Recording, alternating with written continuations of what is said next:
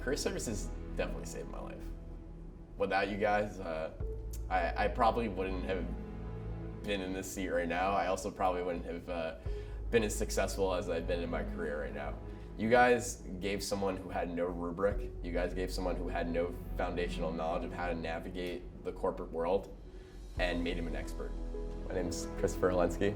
I currently work for TIAA as an information security analyst in a rotational program. I graduated in May of 2018 as an information technology major. All right, I'm gonna get a little emotional with this one. So back in high school, my high school years were a little rough because I lost my dad when I was about 14 in 2011. I woke up one day and he just suddenly passed away. I lived in a single mother household. She had to take care of three of us on barely a high school education. So when I saw, what she went through every day and, what she did to make sure that I could go to college, I realized it was do or die. It was sink or swim.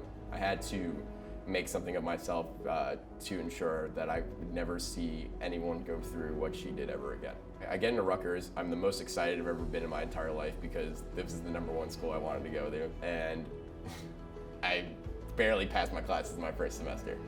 I had a 2.2 GPA, I failed calculus, and my life was a mess. But out of that mess came one good thing, and that was career services. I was working for career services as a work study student. And at the time, I was so lost, I didn't know what was going on. I was so good at school in high school that I didn't know how I could be failing these classes. I talked to Doug Ritchie, who is now retired, still one of my great friends though. And he helped me reflect. He helped me reflect on myself and realize, you need to take some time, think about what you want to do, and it'll all come. Into my sophomore year, which was one of the roughest years of my life, I found out my mom got diagnosed with stage 4 lung cancer.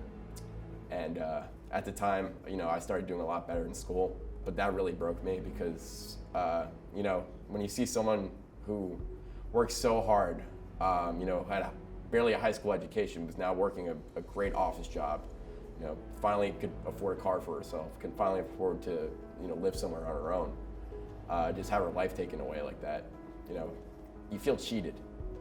But, she would tell me, she said every day, Chris, you're my baby no matter what, but keep working. Keep doing well at school because that's what I want. That's your gift to me, and my gift to you is that I will always be there for you.